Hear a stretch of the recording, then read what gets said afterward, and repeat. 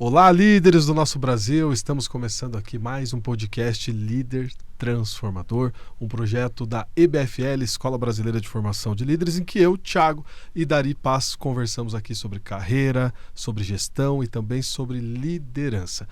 Antes de qualquer coisa, já começando aqui, fazendo um convite para você que está nos assistindo, siga a EBFL nas redes sociais. Nós temos aqui o nosso canal no YouTube, então basta você se inscrever e também ativar o sininho para receber todas as atualizações. E também estamos no Instagram, no LinkedIn, no TikTok e no Facebook. Então acesse as nossas redes sociais e nos siga para não perder nenhum conteúdo. Hoje, novamente aqui com o Dari, que bom mais uma vez estar aqui. E hoje nós vamos conversar sobre um tema muito relevante, né? Que é cresça, não envelheça. E eu quero que você comece falando sobre isso, pai. Como crescer e não envelhecer nesse mundo. Thiago, há muito tempo, já como princípio, lá nos 20 e poucos anos, eu adotei, para seguir minha vida com essa filosofia, com esse conceito, cresça, não envelheça. Então, quando a gente tem isso na mente, nós conseguimos, na verdade, trabalhar de forma diferente na nossa vida. Então, cresça, não envelheça é sinônimo, é semelhança de capacidade de sonhar. Então, eu sempre estou sonhando e é sobre isso que eu quero conversar com as pessoas na data de hoje. Porque quando nós temos 20 anos, 30, 40, 50, nós temos uma referência, nós temos um pensamento, nós temos uma possibilidade que às vezes a gente acha que pelo tempo já você não pode mais ter essa possibilidade. Então eu tenho N exemplos de contato com pessoas, seja em reunião, bate-papo informal, treinamento. São milhares de pessoas com quem a gente conversa, com quem troca ideias, e a gente vê as pessoas se limitando ao tempo. Tá? Então, eu tenho tantos anos de idade, então isso não é mais permitido porque isso não há mais tempo para essa realidade. Eu quero falar para você, sempre há tempo para a gente recomeçar, para sonhar diferente, mas a gente precisa ter fé, ter esperança, ter amor, ter uma direção na vida. Porque se nós decidirmos fazer a nossa caminhada, seja da forma que a gente imaginar que é mais positivo, tem que andar no fluxo da realidade.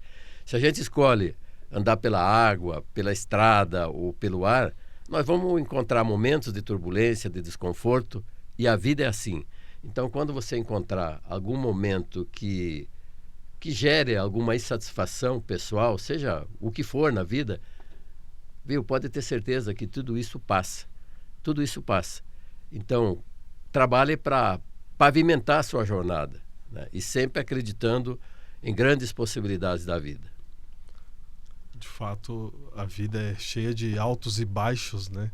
A gente não tem uma vida linear. Então a gente está indo para frente, o tempo só caminha para frente, a gente vai caminhando nesse tempo, mas eu não posso pensar que todos os dias vai ser gostosinho, que vai ser tranquilo, porque as coisas vêm, desafios, né? Cada vez que a gente caminha tem um novo obstáculo pela frente, eu preciso superar esses obstáculos. E você falou antes da gente conversar aqui que tem alguns exemplos, né, de pessoas, inclusive da tua vida, que passaram pela tua vida, que muitas vezes até tinham desistido de estudar, desistido de ter objetivos, porque a pessoa achava, não, cheguei aqui, tá tudo bem, tá tudo legal, mas como que eu continuo a minha jornada? Como que eu continuo a sonhar? Que exemplos práticos da tua vida que já passaram aí por você pode trazer para nós? Muitos exemplos, mas vem na memória agora um exemplo que me chamou muita atenção. Uma pessoa com 40 anos, ela conversando comigo, falou, eu não vou mais estudar. E ela tinha 2º grau. Eu falei, por que você não vai mais estudar? Ele veio com toda a argumentação, com toda uma retórica, que na verdade era quase convincente realmente que ele não deveria mais continuar estudando. Eu desafiei essa pessoa. Eu desafiei que ela precisava voltar a estudar de alguma maneira, só que a decisão é dela, não era minha. E eu, na época, eu comentei, se você voltar a estudar, eu te ajudo. De alguma maneira eu vou te ajudar. Ok. Essa pessoa voltou a estudar, fez administração de empresas e estava seguindo. E já estava no outro patamar profissional, um outro patamar de conquista na vida como um todo. Novos relacionamentos com pessoas e começou a participar realmente de eventos, enfim. E faz 2 anos, eu estava numa feira em São Paulo, a pessoa me ligou, olhei o celular, atendi. Ela falou: o senhor lembra que o senhor me desafiou, eu não queria mais estudar, que estavam 40 anos, porque ia terminar a faculdade 44, 45, que eu já estava velho demais para sentar num banco de escola com 40 anos. Mas eu não podia deixar de falar com você hoje. Hoje à noite eu estou defendendo minha tese de mestrado. Então, para mim foi muito significativo, Tiago, uma pessoa que não queria mais estudar, voltar a estudar, fazer faculdade e naquele dia está apresentando a tese de mestrado dele.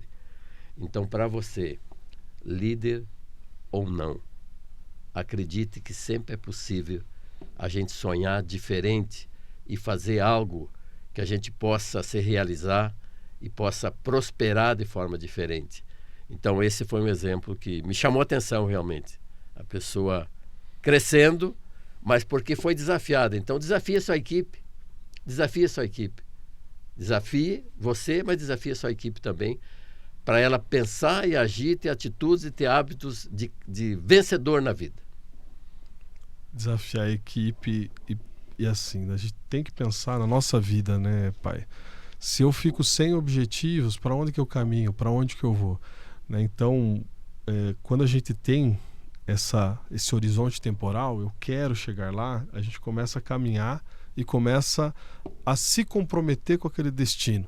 Se eu deixo as coisas soltas e eu não tenho um objetivo definido, eu vou caminhando, vou vivendo, mas eu não tenho nem o prazer, muitas vezes, de caminhar nesse percurso. Você falou agora há pouco, né? A gente caminha aí por essa estrada, e se eu não aproveito essa estrada, as coisas também não fluem, né? A gente tem que aproveitar toda essa caminhada e ter em mente, quando eu chegar lá, até é importante colocar aqui, quando eu chegar lá eu também tenho que celebrar, né? Porque eu chego no meu destino muitas vezes, ok, vamos pro próximo, ok, atingir, vamos à frente, mas é importante também celebrar, né?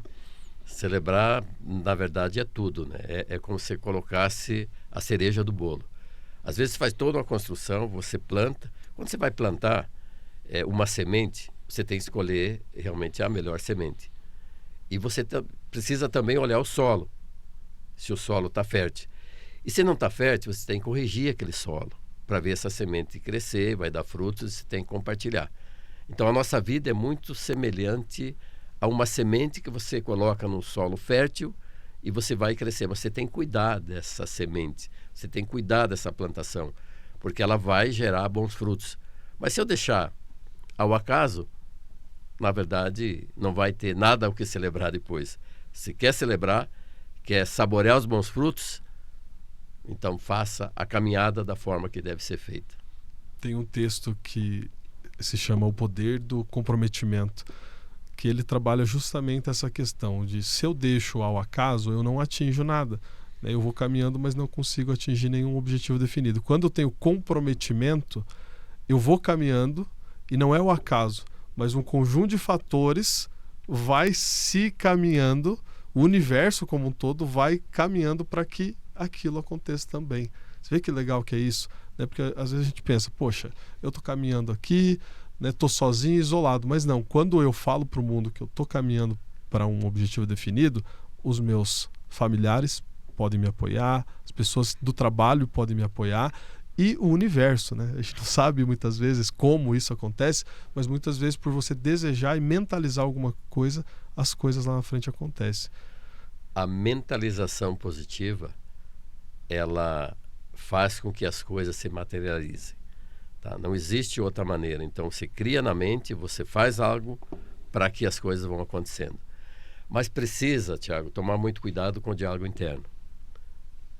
O diálogo interno, a gente tem que perceber se é uma conversa interna positiva ou negativa. Porque às vezes a gente conversa com a gente e vai num processo de autodepreciação, autoestima muito baixa, não acredita nas coisas, e aquilo tudo que acontece eu vou potencializando aquelas coisas negativas que vão acontecendo. Então, com quem a gente mais conversa é com a gente mesmo.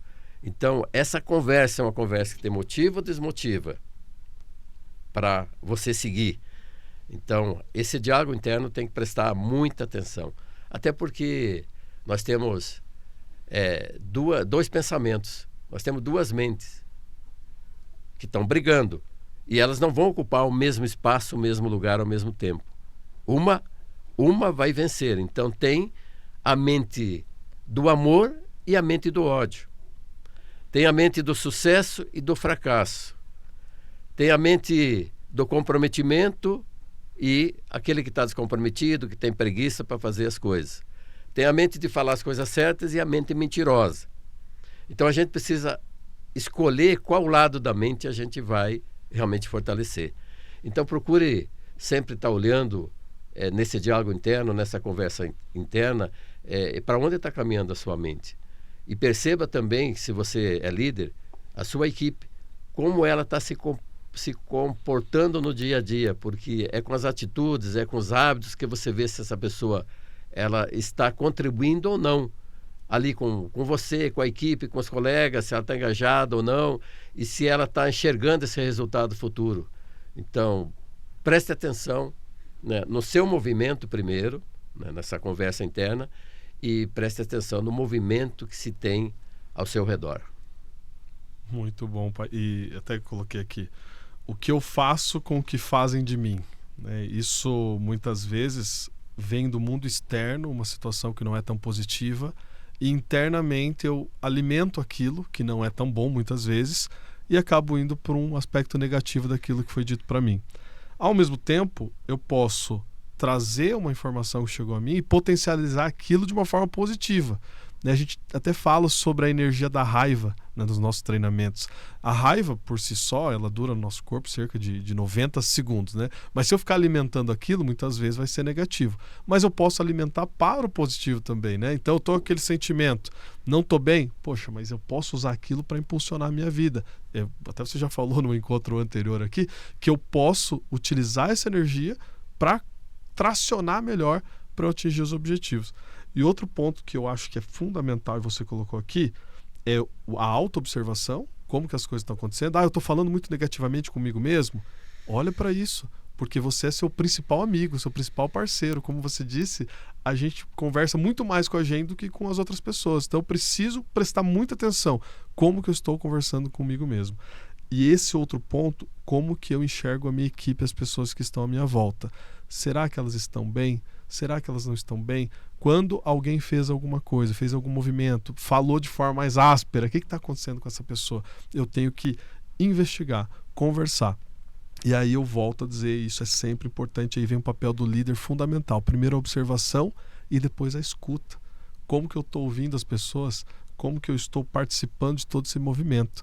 Então são dois pontos aí, e é muito importante você, líder, que você consiga ter essa compreensão. Como é que está o meu diálogo interno e como é que está a minha observação de todo esse contexto que está acontecendo à minha volta.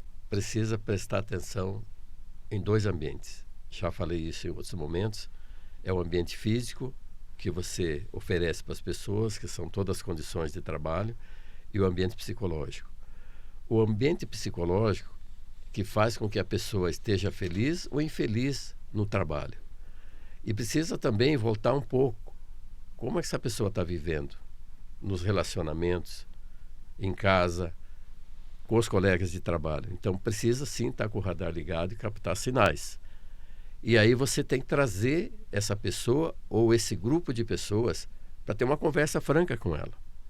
Quando você abre essa possibilidade, as pessoas trazem e percebem a razão da existência. Então, quando você desperta uma nova consciência para as pessoas, elas procuram ter um valor diferente da vida. E quando ela tem e enxerga um valor diferente da vida, da existência humana, ela percebe que ela está numa caminhada aqui.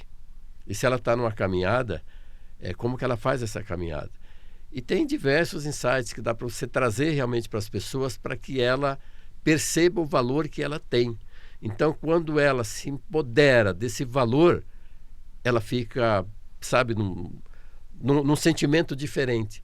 Então, vai dando vazão para esse sentimento de inferioridade, o sentimento que eu não posso fazer, que eu não mereço, que isso traz ódio, traz tristeza. E a gente vê muito, Tiago, ambientes de trabalho que são ambientes tristes, sabe? As pessoas parecem que estão indo para um sentimento assim de perda grande.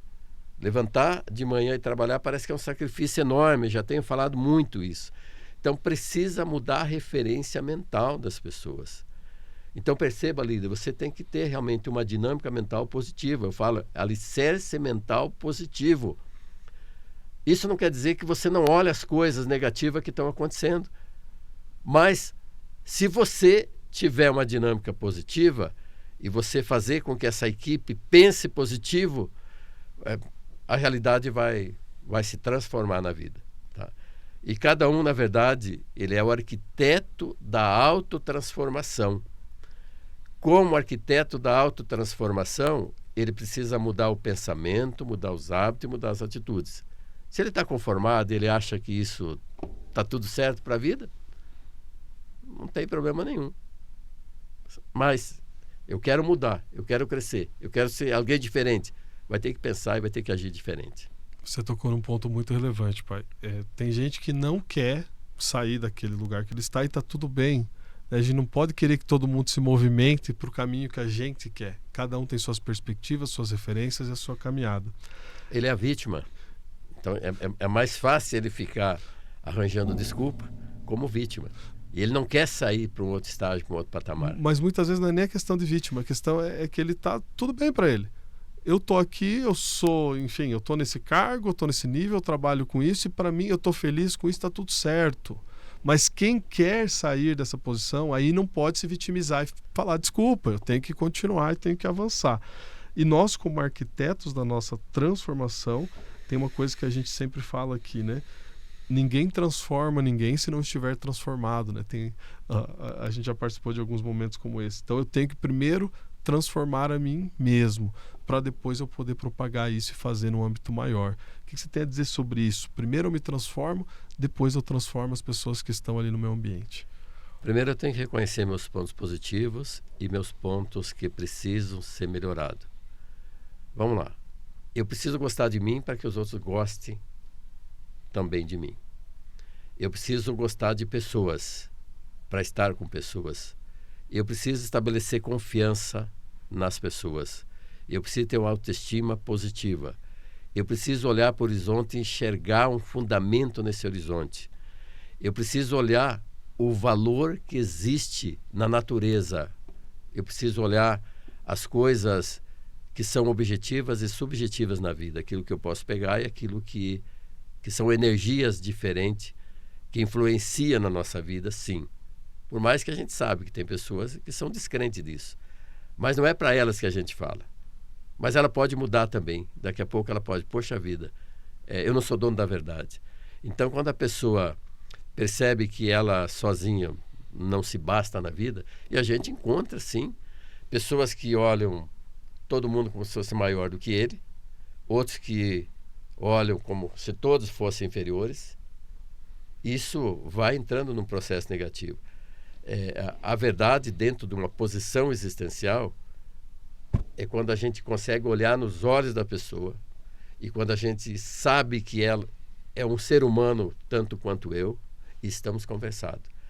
Quando a gente olha com esse valor, a gente não é arrogante e a gente não é menos que ninguém. A gente olha em pé de igualdade com o ser humano. Então, quando eu olho em pé de igualdade, eu trago a verdade para a mesa, eu trago discussão para a mesa e as coisas se resolvem de uma maneira muito mais positiva. Então, você, líder, faça com que a sua equipe perceba e enxergue isso. Pode ser na rotina de trabalho, porque às vezes a gente acha, não, eu preciso estar num templo para orar. Não, não é isso que eu estou falando. É ter um ambiente realmente afetivo, porque a afetividade faz parte de uma relação de trabalho. A discórdia pode vir se não tiver afetividade, se não tiver reconhecimento do ser humano, se eu não me colocar no lugar dele para alguns momentos. Eu posso sim trabalhar com rigor com as pessoas, mas com respeito. Você pode cobrar resultados, você pode ter rigor com as pessoas, mas você precisa fazer com que eles entendam por que você está tendo esse comportamento com eles. E aí, viu, a frase conhecida, verdade com amor não mata ninguém. Pode ter rigor para entregar resultado, mas faça as pessoas entenderem o resultado. Aí o que precisa? Dar feedback, fazer plano de desenvolvimento, de crescimento, mas acima de tudo precisa alinhar a expectativa, como você próprio sempre fala. Então, você, líder, alinha expectativa com a sua equipe. Isso vale para qualquer relação, alinhar a expectativa. Qual que é a expectativa que você tem sobre a tua equipe? Qual a expectativa que a sua empresa tem com você como líder? Porque se nós estamos aqui para entregar resultado, qual que é a expectativa em termos de resultado? Qual que é a expectativa para a formação da equipe? Qual que é a expectativa com relação a resultado de redução de custo, por exemplo?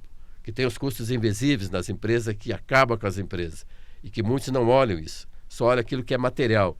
E o comportamental que enterra os custos da empresa. A gente precisa entregar resultado. Então, aqui a gente está falando num contexto de pessoas, de relação, de liderança, mas, independente se você é líder ou não, você tem que olhar essas coisas até dentro de casa. Como é que está teu custo dentro de casa? Como é que está o teu desperdício dentro de casa? Viu? Tudo pode melhorar. Tudo pode melhorar. Absolutamente tudo pode ser melhorado. Eu estou 100% em tudo. Aí não tem jeito. Mas se você tiver 99%, você tem chance de 1%. Gosto muito de falar isso. E talvez esse 1% seja a grande sacada, seja a semente que falta na vida de cada um de nós. Você falou sobre 100%, agora me veio à mente aqui. Eu fui num evento agora, faz 2 semanas, aí o professor, o instrutor, que era uma pessoa já, assim, sabedoria enorme, com conhecimento muito grande, técnico daquela matéria, e ele falou o seguinte: eu estudo sobre isso, eu não vou me taxar como especialista porque eu sou um eterno estudioso sobre isso. Ou seja, você falar que é 100%, sempre tem espaço para melhorar. E aí eu pego, não é querendo dizer nada aqui, mas o seu próprio exemplo de vida, né? Que você tem tua trajetória, tem muito conhecimento, mas nunca para, né? Por mais que você tenha já todo esse avançar aí na tua carreira, muitas conquistas, poderia muitas vezes pensar, poxa, eu sou 100%, mas é justamente essa mentalidade de ser 99%, ou 98%, ou 97%, né, da onde a gente estiver, mas pensar, eu sempre tenho algo a melhorar. É isso que nos faz caminhar para frente, é isso que nos faz atingir os nossos objetivos. E como você sempre fala, se eu não tiver objetivo, né, como é que eu vou atingir? Eu não tenho objetivo, está tão aberto esse caminho, né, não tem para onde eu ir. Que meta, que rumo eu sigo, né? Mas muito disso, do que eu vivo hoje, faz parte lá do passado. Então essa decisão de crescer e não envelhecer me transforma sempre num ser que vai sonhar diferente, que vai criar diferente. Tem eventos, às vezes, poxa, você já conquistou bastante coisa, o que você quer ainda conquistar? Exemplo, a EBFL foi uma construção de alguém que busca realmente o crescimento e não o envelhecimento. A renovação, o que eu posso contribuir? Show de bola, pai. Então já estamos aqui encaminhando para o encerramento. Você quer deixar uma mensagem final aqui para o pessoal? Um boa semana, ou que agora vem no teu coração aí para a gente deixar aqui com o nosso público? Eu quero dizer o seguinte, traga um aplauso para você diferente, que muitas vezes nós aplaudimos as outras pessoas, nós reconhecemos o bom que tem no outro e não reconhecemos o bom que tem em nós. Então reconheça o bom que tem em você, a potência que você é, o valor que você tem, e encoraje a dizer para você, eu mereço um aplauso, eu mereço um aplauso. Quando a gente tem esse reconhecimento de aplauso interno, falar para você, a gente prospera mais, a gente está mais feliz, convive melhor e segue sem envelhecer. É isso. Legal, pai. Muito obrigado mais uma vez aqui. Um grande prazer conversar contigo nesse ambiente. Fora daqui a gente também conversa, mas é importante a gente falar aqui porque são assuntos específicos, né, que a gente trabalha e eu sempre cresço com vocês. Espero que vocês também estejam aí aprendendo muito, fazendo anotações, crescendo aí na vida de vocês, renovando aqui o convite, né, participem aqui das nossas redes sociais, né, curtam os nossos conteúdos, se inscrevam aqui no canal do YouTube, esteja conosco aqui na EBFL e, como de costume, né, seja saudável, próspero e feliz.